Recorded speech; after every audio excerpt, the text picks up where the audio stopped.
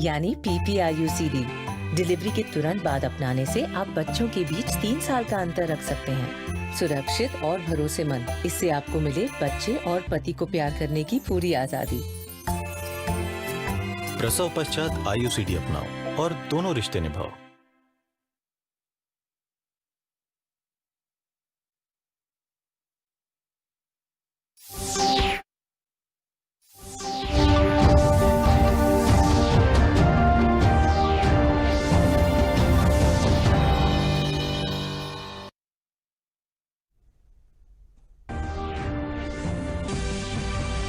प्रधानमंत्री नरेंद्र मोदी ने कहा कि नई राष्ट्रीय शिक्षा नीति हमारे राष्ट्रीय मूल्यों से जुड़ेगी और भावी पीढ़ी को भविष्य के लिए करेगी तैयार। प्रधानमंत्री ने नई राष्ट्रीय शिक्षा नीति के तहत उच्च शिक्षा में परिवर्तनकारी सुधारों पर सम्मेलन को किया संबोधित। मुख्यमंत्री ने कहा, आत्मनिर्भर भारत बनाने की दिशा में प्रदेश सरकार की पूरी प्रतिबद्धता के साथ सभी संभावनाओं को गति देने का कार्य कर रही है प्रयास। लोगों को रोजगार देकर स्वावलंबी बनाना सरकार की है प्राथमिकता। प्रदेश में पिछले 24 घंटों में कोरोना संक्रमण के 4,467 नए मामले आए सामने। अब तक प्रदेश में 66,834 लोग हुए हैं कोरोना संक्रमण से ठीक।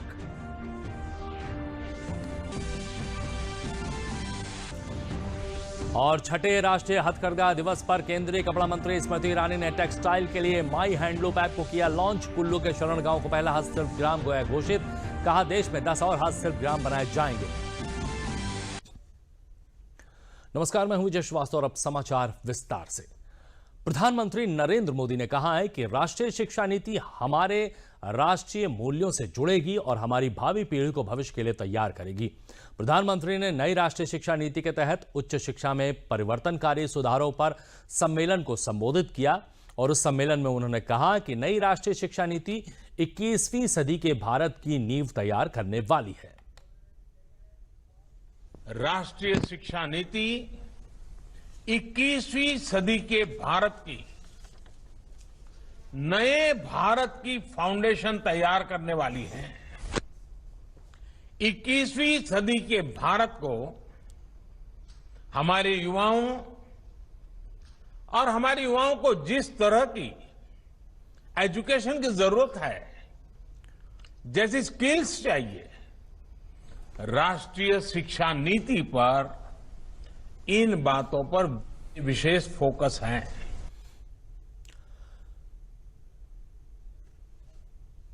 प्रधानमंत्री ने कहा कि नई राष्ट्रीय शिक्षा नीति को लागू करने में सभी की भागीदारी अहम है।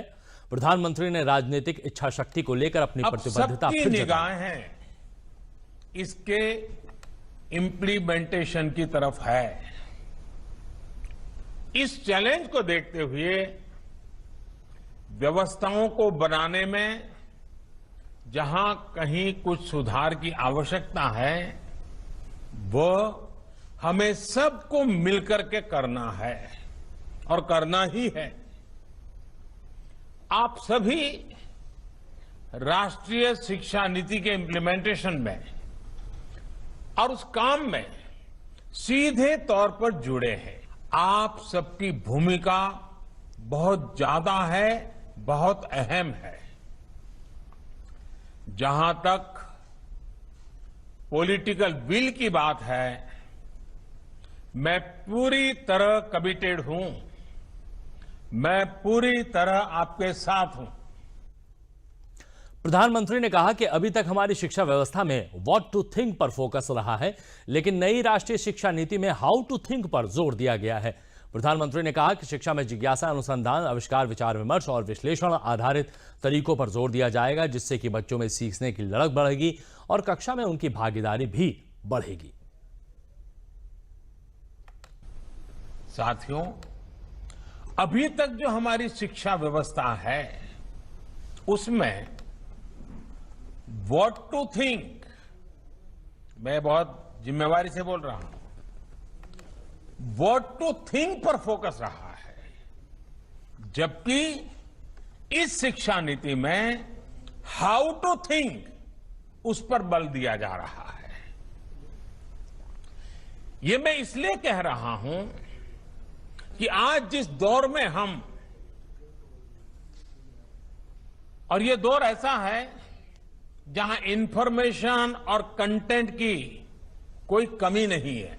एक प्रकार से बाढ़ आई हुई है। हर प्रकार की जानकारी आपके मोबाइल फोन पर अवेलेबल है। जरूरी ये है कि कौन सी जानकारी हासिल करनी है, क्या पढ़ना है। इस बात को ध्यान में रखकर ही राष्ट्रीय शिक्षा नीति में प्रयास किया गया है कि जो पढ़ाई के लिए लंबा चौड़ा सिलेबस होता है, ढेर सारी किताबें होती हैं, उसकी अनिवार्यता को कम किया जाए। अब कोशिश ये है कि बच्चों को सीखने के लिए inquiry based, discovery based, discussion based और एनालिसिस बेस्ड तरीकों पर जोर दिया जाए। नई शिक्षा नीति पर बच्चों ने भी अपनी खुशी जताई है। नई राष्ट्रीय नीति पर प्रधानमंत्री के उद्घाटन भाषण पर वाराणसी के बच्चों ने कहा है कि इस नीति से पुस्तकों का भार हम सभी पर कम होगा। न्यू एजुकेशन पॉलिसी की वजह से हम लोग के स्कूल का बैग का बोझ कम हो जाएगा। न्यू एजुकेशन पॉलिसी की सबसे अच्छी बात है जो skill development, regular skill development की बात कही गई है, वो बहुत अच्छी है। रीजनल लैंग्वेजेस पे जो पढ़ाई की बात हो रही है कि क्लास 5 तक सिर्फ रीजनल लैंग्वेज में ही पढ़ाई हो, नई लैंग्वेजेस इंट्रोड्यूस ना की जाए। और तीसरी सबसे अच्छी बात है रिसर्च को इंटरनेशनल लेवल पे ले जाने की बात। नई शिक्षा नीति में प्रधानमंत्री मोदी ने जो छात्रों को फ्लेक्सिबिलिटी दी है कि अगर वो किसी कारण से उनकी जो स्टडी है वो बीच में रुक जाती है तो वो उसको 1 साल की डिग्री या 2 साल की डिग्री ले सकते हैं या मनचाही स्ट्रीम में जा सकते हैं। अगर उस स्ट्रीम में इंटरेस्ट नहीं है तो किसी दूसरे उसमें कोर्स में एडमिशन ले सकते हैं। ये मुझे लगता है कि छात्रों के लिए बहुत ही इम्पोर्टेंट रहेगा या बहुत लाभान्वित होंगे छात्र इससे। मुख्यमंत्री योगी आदित्यनाथ ने आज लखनऊ में 5 कालिदास मार्ग पर आयोजित कार्यक्रम में एमएसएमई के 6 सामान्य सुविधा केंद्र का लोकार्पण किया। सीएम योगी आदित्यनाथ ने एमएसएमई की रोजगार परक योजनाओं के अंतर्गत ऑनलाइन स्वरोजगार संगम का आज शुभारंभ किया। इस कार्यक्रम में 98,743 नई इकाइयों को 2,447 करोड़ रुपए का ऋण वितरण संपन्न हो गया है। इस योजना में अब तक 2,71,743 नई इकाइयों को 8,949 करोड़ रुपए का ऋण वितरण किया गया है। सीएम योगी आदित्यनाथ ने वीडियो कॉन्फ्रेंसिंग से लाभार्थियों को संबोधित भी किया है। साथ ही मुख्यमंत्री ने यह भी कहा है कि मैं विश्वास व्यक्त करता हूं कि हम सब मिलकर प्रधानमंत्री नरेंद्र मोदी के आत्मनिर्भर भारत की तर्ज पर आत्मनिर्भर उत्तर प्रदेश सेवा योजन रोजगार व स्वतः रोजगार के कार्यक्रम को आगे बढ़ाते हुए अपने प्रदेश की युवा शक्ति का प्रदेश के विकास में बेहतर उपयोग कर पाएंगे। उन्होंने कहा कि कोरोना वायरस के संक्रमण के कारण गांवों में लौटे प्रवासी श्रमिकों के रोजगार के लिए प्रधानमंत्री के गरीब कल्याण रोजगार अभियान का लाभ अधिकांश लोगों को मिला है। यही हमारा प्रयास है और प्रयास रहेगा। लाने के लिए सीएफसी के माध्यम से बेहतर टेक्नोलॉजी और मार्केटिंग की बेहतर सुविधा उपलब्ध कराने का एक प्रयास सरकार के स्तर पर प्रारंभ हुआ है और मुझे बहुत प्रसन्नता है। आज जिन जनपदों से अभी मैंने यहां पर सीधे संवाद भी किया है, चाहे वो सिद्धार्थनगर हो, आगरा हो, संभल हो, सहारनपुर हो, यानी ये प्रदेश के अलग अलग कोने में है। एक पूरब में है, एक मध्य में है, 2 मध्य में है, एक पश्चिम में है। यानी ये अपने आप में इस बात को साबित करता है कि प्रदेश के अलग अलग कोने में अलग अलग जगह अलग अलग प्रकार की संभावनाएं मौजूद हैं और ये प्रदेश की ऊर्जा और प्रतिभा को भी आगे बढ़ाने का एक बेहतर मंच बनेगा। निश्चित ही सीएफसी के माध्यम से हम लोग अपने स्थानीय उत्पाद को प्रमुखता के साथ अंतर्राष्ट्रीय स्तर पर आगे बढ़ाने का कार्य करेंगे। साथ साथ आत्मनिर्भर पैकेज के लाभार्थियों में चाहे वह जो विभिन्न योजनाएं हमारी पहले से चल रही हैं, स्वरोजगार कार्यक्रम है यथा प्रधानमंत्री रोजगार सृजन कार्यक्रम, एक जनपद एक उत्पाद योजना, मुख्यमंत्री युवा स्वरोजगार योजना, प्रधानमंत्री मुद्रा योजना, इनसे जुड़े हुए विभिन्न लाभार्थियों को भी आज ऋण वितरण की कार्रवाई यहां पर आज संपन्न हुई है। मैं कह सकता हूं कि हम वैश्विक महामारी कोरोना के खिलाफ भी लड़ाई लड़ेंगे, इसको भी परास्त करेंगे, लेकिन साथ साथ अपने युवाओं के लिए, अपने उद्यमियों के लिए, उनके आर्थिक स्वावलंबन के लिए, उनके रोजगार, उनके लिए स्वरोजगार और उनके सेवायोजन के लिए भी सरकार इस कोरोना कालखंड में भी निरंतर प्रयास कर रही है। एक बेहतर प्रयास हुआ है। कोरोना महामारी से निपटने को लेकर आज बरेली पहुंचे मुख्यमंत्री योगी आदित्यनाथ ने बरेली मंडल के अधिकारियों के साथ समीक्षा बैठक की। इस मौके पर प्रदेश के वित्त एवं चिकित्सा शिक्षा मंत्री सुरेश खन्ना भी मौजूद रहे। इस समीक्षा बैठक में मुख्यमंत्री ने कोरोना से निपटने के लिए बरेली, पीलीभीत, शाहजहांपुर और बदायूं के अधिकारियों से बातचीत की। उन्होंने बरेली मंडल में लगातार कोरोना संक्रमण की बढ़ती संख्या और मौत के आंकड़े को कम करने के लिए जरूरी चिकित्सा सुविधाएं मुहैया कराने के निर्देश दिए। वहीं वित्त और चिकित्सा स्वास्थ्य मंत्री सुरेश खन्ना ने मीडिया से बात करते हुए कहा कि मुख्यमंत्री ने कोरोना संक्रमण की स्थिति की समीक्षा की है और बेहतर इलाज हो जिससे संक्रमण को रोका जा सके, ये बात कही है।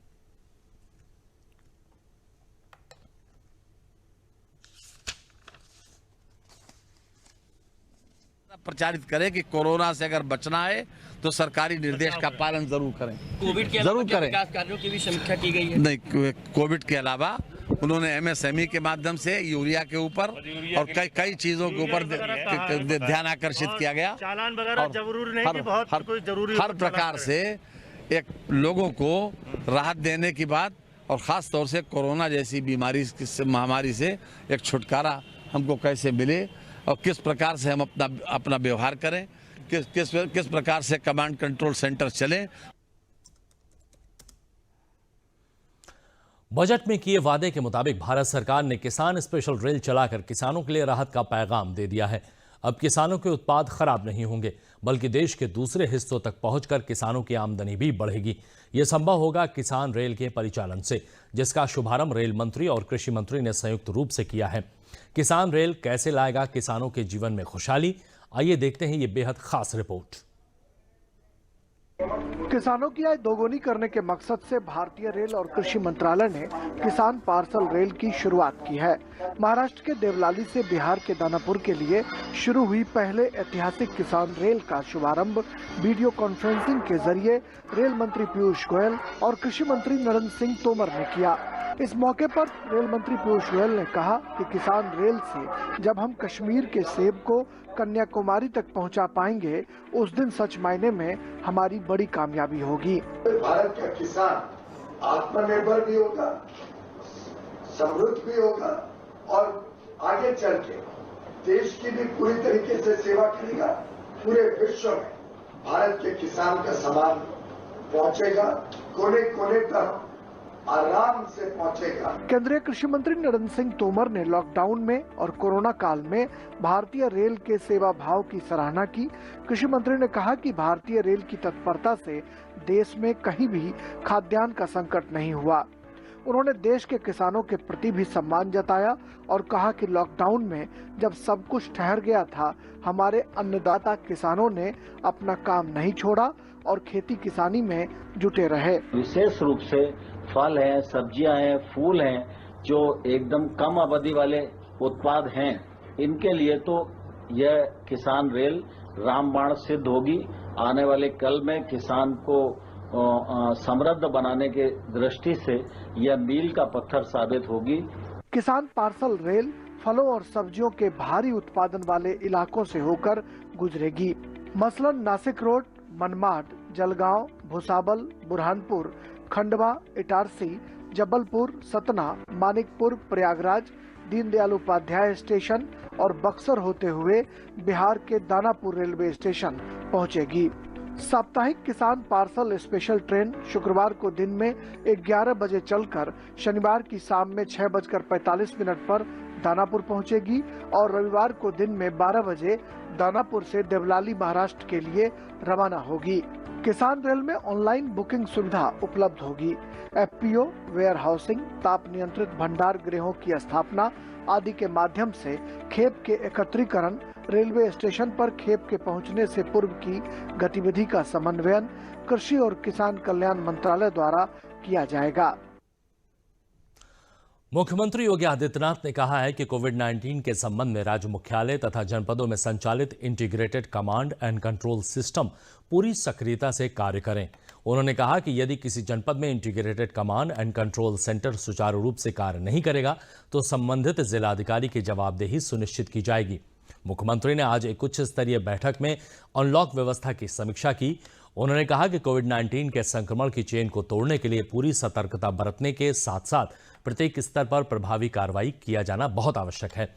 उन्होंने जिला अधिकारियों को निर्देशित किया कि वो कोविड-19 के दृष्टिगत व्यवस्थाओं की प्रभावी मॉनिटरिंग सुनिश्चित करें। अपर मुख्य सचिव गृह व सूचना अवनीश अवस्थी ने कोरोना वायरस के संबंध में प्रेस वार्ता में बताया है कि प्रदेश में पिछले 24 घंटे में 4,467 नए मामले सामने आए हैं। उन्होंने बताया कि प्रदेश में इस समय कोरोना संक्रमण के सक्रिय मामलों की संख्या 44,563 है। प्रदेश में अब तक कोरोना संक्रमण से 66,834 लोग ठीक होकर अपने घर जा चुके हैं। उन्होंने बताया कि प्रदेश में अब तक 1,981 लोगों की मौत भी हो चुकी है। 4,467 नए केसेस आए हैं। कुल 44,563 एक्टिव केसेस प्रदेश में है। अभी तक जो डिस्चार्जेस हैं वो 66,834 हैं, यानी डिस्चार्ज 66,834, एक्टिव केस 44,563। 3,432 लोग कल डिस्चार्ज हुए हैं। कुल मृतकों की संख्या 1981 है। पिछले 24 घंटे में लगभग 63 डेथ्स हुई हैं। सैंपल जो है कल फिर बहुत संख्या में सैंपल्स टेस्ट हुए हैं। इसमें 95,737 95,737 सैंपल कल टेस्ट हुए हैं, जिनमें से 64,188 एंटीजन के सैंपल्स हैं। टोटल टेस्ट अब तक प्रदेश में 28,93,424 हो गए हैं। प्रदेश के अपर महानिदेशक कानून व्यवस्था प्रशांत कुमार ने बताया है कि सांप्रदायिक सौहार्द और सद्भाव, राष्ट्रीय अखंडता को विकसित करने वाले और सोशल मीडिया पर संदेश करने वालों के खिलाफ सभी पुलिस अधीक्षकों को कार्रवाई के निर्देश दिए गए हैं। आज लखनऊ में पुलिस मुख्यालय में प्रेस वार्ता में उन्होंने बताया कि लखनऊ समेत कई जनपदों में इस पर कार्रवाई की गई है। इस मामले में 17 अभियोजन पंजीकृत किए गए हैं और 16 व्यक्तियों को गिरफ्तार किया गया है। साथ ही उन्होंने बताया कि 8 और 9 तारीख को होने वाली परीक्षाओं के संबंध में भी कोविड-19 के संबंध में गाइडलाइन जारी की गई है। आपत्तिजनक पोस्ट का संज्ञान लेकर कुल 17 अभियोग पंजीकृत करते हुए 16 व्यक्तियों को गिरफ्तार किया गया है। इस प्रकार प्रदेश में धार्मिक उन्माद फैलाने वालों, सांप्रदायिक सौहार्द और सद्भाव बिगाड़ने की कोशिश करने वाले तथा राष्ट्रीय अखंडता को विघटित करने के प्रयास करने वालों के विरुद्ध सख्त कार्रवाई करने के निर्देश दिए गए हैं। 9 अगस्त को 2 पालियों में प्रदेश के 73 जनपदों में 1,571 परीक्षा केंद्रों पर आयोजित की जाएगी, जिसमें लगभग 4,05,145 परीक्षार्थियों का प्रतिभाग किया जाना प्रस्तावित है। इसलिए भी व्यापक सुरक्षा व्यवस्था के इंतजाम किए गए हैं तथा कोविड-19 के प्रोटोकॉल का पालन करते हुए ड्यूटियां लगाई जाएंगी तथा शांति व्यवस्थाएं बनाए रखा जाएगा।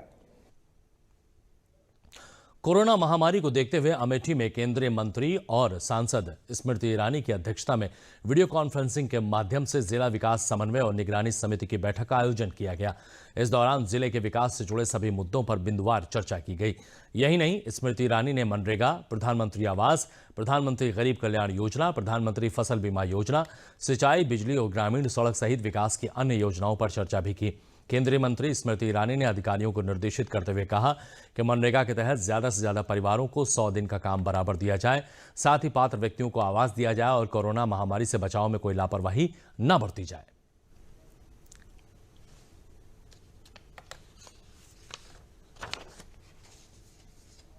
महोदय के अध्यक्षता में जिला सतर्कता निगरानी समिति की बैठक हुई थी। काफ़ी सभी विकास संबंधी जितने भी हमारे मुद्दे हैं, जैसे हमारा बिजली का हो गया, स्वास्थ्य का हो गया, शिक्षा से संबंधित है या पंचायती राज है, सभी बिंदुओं पे बहुत ही विस्तृत रूप से चर्चा हुई तथा उसमें निर्देश भी दिए गए हैं और इसमें सभी अधिकारी द्वारा प्रतिवाद किया गया था।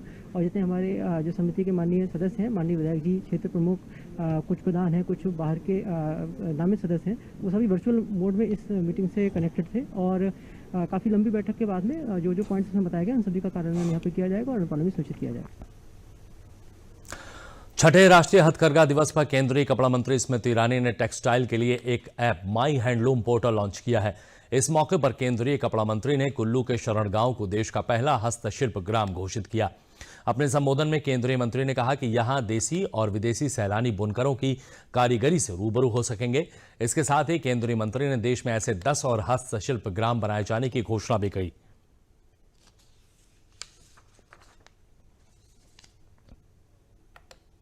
ये हमारा उद्देश्य है कि देश भर में हम 10 क्राफ्ट और हैंडलूम के विलेजेस को विकसित करें ताकि हमारे देश का हैंडलूम का प्रोडक्ट उत्पाद मात्र कपड़ों तक, होम फर्निशिंग तक सीमित ना रहे। विश्व भर में इस बात की जिज्ञासा है कि हमारे बुनकर धागों के माध्यम से अपने सपनों को कैसे पिरोते हैं, how do they weave their magic. और हम चाहते हैं कि विश्व भर का और देश का पर्यटक इन विशेष क्राफ्ट और हैंडलूम विलेज में जाए, न सिर्फ बुनकर के ताने बाने को समझे, सीखे, बल्कि उसमें सहयोग देकर हमारा जो मेक इन इंडिया आत्मनिर्भर भारत का संकल्प है उसमें अपनी ओर से योगदान दे। राष्ट्रीय हैंडलूम दिवस के अवसर पर आत्मनिर्भर भारत योजना के अंतर्गत हरदोई में मुद्रा योजना लाभार्थियों को आज 66 लाख रुपए के ऋण उपलब्ध कराए गए हैं। हरदोई के हैंडलूम निर्मित सामानों ने कई अन्य प्रदेशों जैसे मध्य प्रदेश, छत्तीसगढ़ और बिहार के बाजारों में भी अपनी पकड़ बना रखी है। हरदोई के हैंडलूम उत्पादों को एक जिला एक उत्पाद योजना के अंतर्गत विशेष लाभ प्राप्त हो रहा है। यहाँ के लगभग 15,000 बुनकर सरकार की विभिन्न योजनाओं जैसे मुद्रा लोन, प्रधानमंत्री रोजगार सृजन कार्यक्रम, मुख्यमंत्री स्वरोजगार योजना और आत्मनिर्भर भारत योजना के अंतर्गत छूट पर ऋण प्राप्त कर हथकरघा उत्पादन को बढ़ाने और स्वावलंबी बनने में योगदान दे रहे हैं। प्रधानमंत्री मोदी के हर घर में एक हैंडलूम की चीज के उपयोग को बढ़ावा देने के आह्वान के बाद से बाजारों में हैंडलूम की मांग भी बढ़ी है। बुनकर सरकार की विभिन्न योजनाओं में अपने जीवन स्तर को बढ़ाने के लिए भी लाभ प्राप्त कर रहे हैं। जनपद हरदोई का हथकरघा एक जनपद एक उत्पाद हथकरघा के लिए चयन किया गया है और इस जनपद में प्रदेश सरकार द्वारा जनपद के विभिन्न क्षेत्रों में जैसे संडीला, मल्लामा और शाहाबाद में यहाँ के लाभार्थियों को जो है ये रोजगार को बढ़ावा देने के लिए, सृजन करने के लिए सरकार द्वारा कई लाभ दिए जा रहे हैं और इसके लिए आज जो है राष्ट्रीय जो है हथकरघा दिवस है और इसको बढ़ाने के लिए हम लोग जनपद स्तर पे यहाँ के उद्यमियों को, यहाँ के वर्करों को और यहाँ के जो भी हैंडलूम के जो काम करने वाले हैं उनको हम लोग जो है इस योजना से जोड़ करके हमारी जो है प्रदेश सरकार की माननीय मुख्यमंत्री जी की योजना एक जनपद एक उत्पाद, इसको बढ़ाने के लिए हम लोग दिन रात लगे हुए हैं ताकि इस जनपद के उत्पाद प्रोडक्ट को हम लोग प्रदेश स्तर पे आगे बढ़ा सकें। और हैंडलूम से जुड़ी हुई अगली खबर है मेरठ से। मेरठ में हैंडलूम के जरिए हजारों लोगों को रोजगार मिल रहा है। यहां तैयार की गई दरी पूरे देश के साथ ही विदेश भी भेजी जाती है। वर्षों से सैकड़ों की संख्या में महिला और पुरुष इस रोजगार में लगे हैं जिससे वो अपना जीवन यापन कर रहे हैं। इनका तैयार किया हुआ हैंडलूम उत्पाद भारत के साथ साथ विश्व के अन्य देशों में भी लोगों के घरों की शोभा बढ़ा रहा है। मेरठ की शारदा एक्सपोर्ट के डायरेक्टर आदित्य गुप्ता बताते हैं कि इस उद्योग से वो हजारों लोगों को रोजगार दे रहे हैं। उनके यहाँ तैयार हैंडलूम उत्पाद समेत 85 देशों में निर्यात किए जा रहे हैं जो हाथों से बनाए जाते हैं। उनके डिजाइन ट्रेडिशनल है। भारत में तैयार ये इन उत्पादों के विदेश में अच्छी खासी डिमांड है। मेरठ परिक्षेत्र सहायक आयुक्त सुनील कुमार यादव ने बताया कि मेरठ और सहारनपुर मंडलों के 9 जिलों में हैंडलूम और पावरलूम में 70,000 से अधिक लोग जुड़े हुए हैं जो अपना जीवन यापन इसी काम से सदियों से चला रहे हैं और पश्चिमी उत्तर प्रदेश द्वारा निर्मित वस्तुएं देश विदेश में अपनी पहचान बना रही हैं।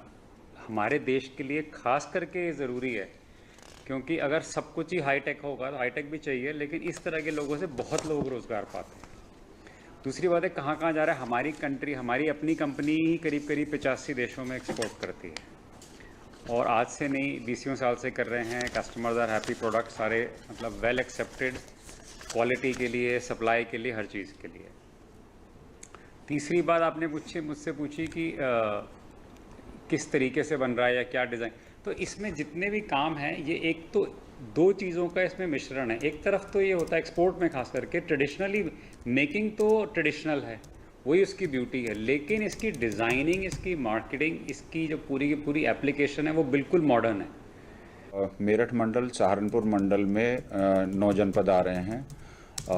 इसको मेरठ परिक्षेत्र के नाम से जाना जाता है और इसमें वस्त्र उद्योग, हथकरघा, पावरलूम और टेक्सटाइल सेक्टर, तीनों से सेक्टर को अगर हम जोड़ें तो करीब 60-70 हज़ार बुनकर और उद्यमी हमारे साथ जुड़े हुए हैं।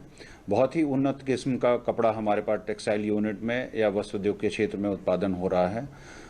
हथकरघा के क्षेत्र में खास करके हम लोग जो प्रिमिटिव प्रोडक्ट है, wall hangings, tapestry, made up, bed cover, bedsheet, ये बनाए जाते हैं। वाराणसी में हथकरघा से बुने गए वस्त्रों का एक गौरवशाली प्राचीन इतिहास है। वाराणसी की बनारसी साड़ियां हों या कपड़े हों, महिलाओं के सूट हों, कुर्ते हों, कपड़े हों इत्यादि हाथ के द्वारा सैकड़ों वर्ष से निर्मित किए जा रहे हैं। यहाँ के बुने गए कपड़ों की एक विश्व स्तरीय पहचान है। आज वाराणसी में राष्ट्रीय हथकरघा दिवस के अवसर पर लोगों ने बताया कि हमारे वाराणसी के सांसद व प्रधानमंत्री ने बुनकरों के लिए काफी काम किया है। बुनकरों को काफी सुविधाएं दी गई हैं। ट्रेड फैसिलिटी सेंटर जैसे केंद्र का निर्माण किया गया है, जहां पर बुनकर अपने उत्पादों को सीधे ग्राहकों के हाथों में दे सकें और एक अच्छा खासा लाभ पा सकते हैं। वाराणसी हैंडलूम का एक बहुत बड़ा केंद्र माना जाता है और यहाँ के वस्त्र उत्पाद तथा हस्त निर्मित उत्पादों की मांग पूरे विश्व में है तथा यहाँ के वस्त्र एक खास अंदाज में बुने और बनाए जाते हैं, जिसकी नक्काशी और कलाकारी देखने को मिलती है। रेशम के वस्त्र यहाँ पर काफी संख्या में निर्मित होते हैं। बिजली भी अच्छे से मिल रही है और मार्केट पे रेशम भी अच्छे से मिल रहा है। यहाँ के सांसद जी हैं माननीय श्री नरेंद्र भाई दामोदर दास मोदी जी, उन्होंने हमारे ट्रेड के लिए बहुत कुछ यहाँ पे हम लोग को सौगात दी है। एक यहाँ पे उन्होंने ट्रेड फैसिलिटी सेंटर खुलवाया है जिसको TFC के नाम से भी जाना जाता है। वहाँ पे बुनकर डायरेक्ट अपना माल लेके जाके मतलब बेच सकता है डायरेक्ट कस्टमर्स। मर्यादा पुरुषोत्तम भगवान श्री राम के भव्य मंदिर निर्माण कार्य के प्रारंभ का पहला प्रसाद अयोध्या के दलित परिवार को भेजा गया है। 5 अगस्त 2020 को प्रधानमंत्री नरेंद्र मोदी ने अयोध्या में राम मंदिर निर्माण के लिए भूमि पूजन कर आधारशिला रखी थी, जिसका प्रसाद पूरे अयोध्या के साथ देश भर में भेजा जा रहा है। इसके पहले भूमि पूजन का पहला निमंत्रण बाबरी मस्जिद के पैरोकार रहे इकबाल अंसारी को दिया गया था। श्री राम जन्मभूमि तीर्थ क्षेत्र ट्रस्ट के इन कदमों को देश में एकता, प्रेम और सौहार्द को मजबूत करने की दिशा में सकारात्मक कदम माना जा रहा है। रामनगरी अयोध्या में मंदिर निर्माण के साथ साथ रामराज की पटकथा लिखने का पहला अध्याय भगवान श्री राम लला के प्रसाद वितरण से शुरू हुआ और मंदिर निर्माण का पहला प्रसाद अयोध्या के सुतेहटिया क्षेत्र में रहने वाले दलित परिवार के महावीर प्रसाद को दिया गया, जिसके बाद पूरी अयोध्या में प्रसाद का वितरण किया जा रहा है। पिछले वर्ष 10 अप्रैल 2019 को मुख्यमंत्री योगी आदित्यनाथ ने भी इन्हीं के आवास पर भोजन किया था और आज रामलला के भव्य मंदिर निर्माण का पहला प्रसाद भी दिया गया है। इस प्रसाद को लेकर महावीर प्रसाद का परिवार बहुत ही खुश है। उन्होंने बताया कि उन्हें यह एहसास भी नहीं था कि जिस प्रसाद के लिए पूरा विश्व इंतजार में है, उसका पहला प्रसाद उन तक पहुंच सकेगा। बहुत अच्छा लगा। हमारे क्या हमको ये उम्मीद नहीं थी कि हमारे क्या प्रसाद मिलेगा। हमको योगी हमको बहुत अच्छा लग रहा है। हमारे यहाँ पहला प्रसाद आया, वो भी राम जन्मभूमि का शिलान्यास हो रहा था, तो सबसे पहले हमें याद किया गया प्रसाद के लिए, तो बहुत अच्छा लग रहा है। मुख्यमंत्री के निर्देश के अनुसार आज प्रदेश के कैबिनेट मंत्री अनिल राजभर और राज्य मंत्री बलदेव औलख ने गोंडा, संत कबीर नगर, देवरिया और गोरखपुर जनपदों के बाढ़ राहत स्वास्थ्य बचाव दल की उपलब्धता तथा बाढ़ के संबंध में समस्त तैयारियों का सर्वेक्षण कर समीक्षा की। उन्होंने प्रेस वार्ता में बताया कि समस्त बाढ़ग्रस्त क्षेत्रों में स्थलीय निरीक्षण के बाद राहत और बचाव कार्य के निर्देश दिए गए हैं।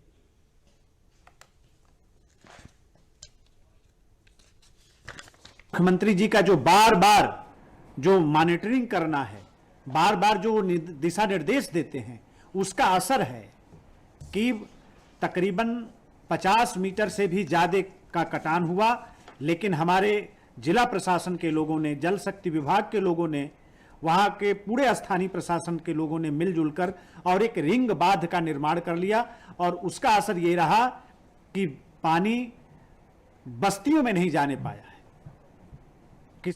और बुलेटिन के अंत में प्रमुख समाचार एक बार फिर। प्रधानमंत्री नरेंद्र मोदी ने कहा कि नई राष्ट्रीय शिक्षा नीति हमारे राष्ट्रीय मूल्यों से जुड़ेगी और भावी पीढ़ी को भविष्य के लिए तैयार करेगी। प्रधानमंत्री ने नई राष्ट्रीय शिक्षा नीति के तहत उच्च शिक्षा में परिवर्तनकारी सुधारों पर सम्मेलन को किया संबोधित। मुख्यमंत्री ने कहा, आत्मनिर्भर भारत बनाने की दिशा में प्रदेश सरकार पूरी प्रतिबद्धता के साथ सभी संभावनाओं को गति देने का कर रही है प्रयास। लोगों को रोजगार देकर स्वावलंबी बनाना सरकार की प्राथमिकता।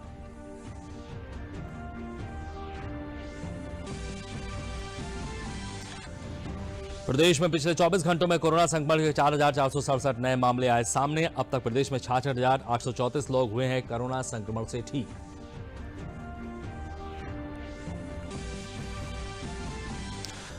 और छठे राष्ट्रीय हथकरघा दिवस पर केंद्रीय कपड़ा मंत्री स्मृति ईरानी ने टेक्सटाइल के लिए माई हैंडलूम ऐप को किया लॉन्च। कुल्लू के शरण गांव को पहला हस्तशिल्प ग्राम किया गया घोषित।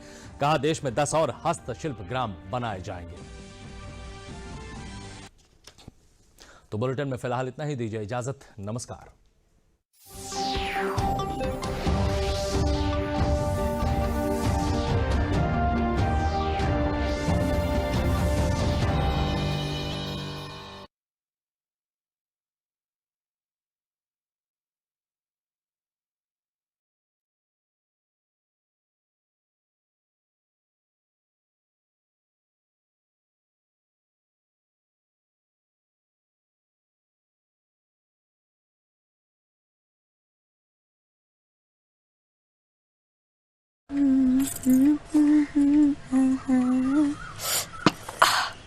सुनो। हाँ,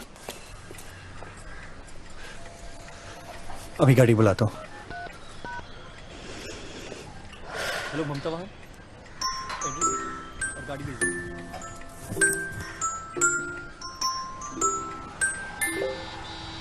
क्या कर रही हो तुम? अब तक तैयार नहीं हुई? तैयार तो हूँ मैं माँ बनने के लिए, और फिर से तुम्हारी दुल्हन बनने के लिए भी।